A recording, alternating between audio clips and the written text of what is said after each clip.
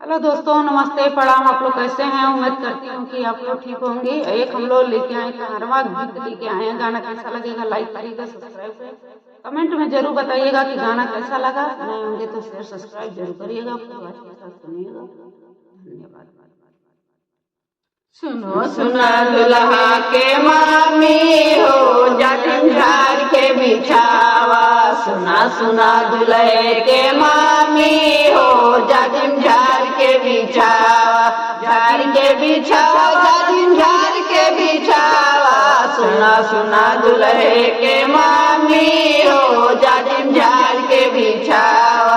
अब नहीं बेटवा बियाहबू हो, जला दिला खोल के लुटावा।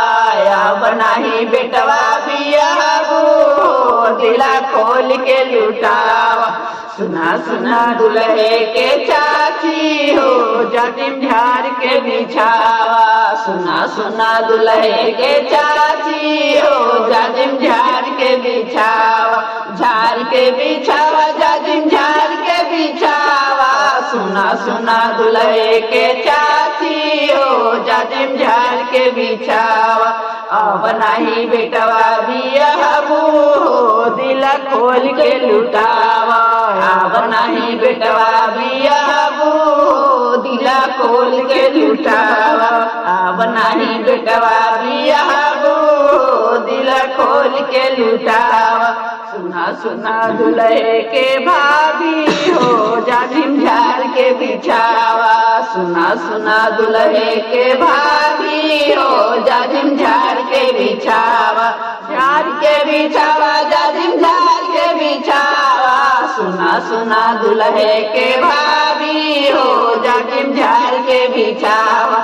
अब नहीं देवर बियाहबू हो, जल खोल के लुटावा।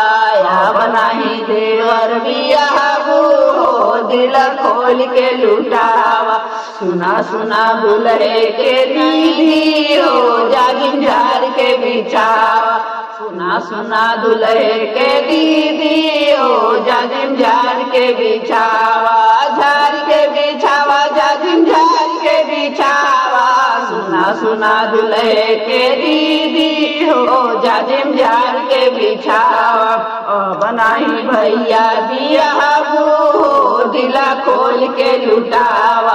अब नहीं भैया बियाहबू हो, दिला खोल के लुटावा। सुना सुना दुल्हे के दीदी हो, जाटिन झाड़ के बिछावा। सुना सुना दुल्हे के दीदी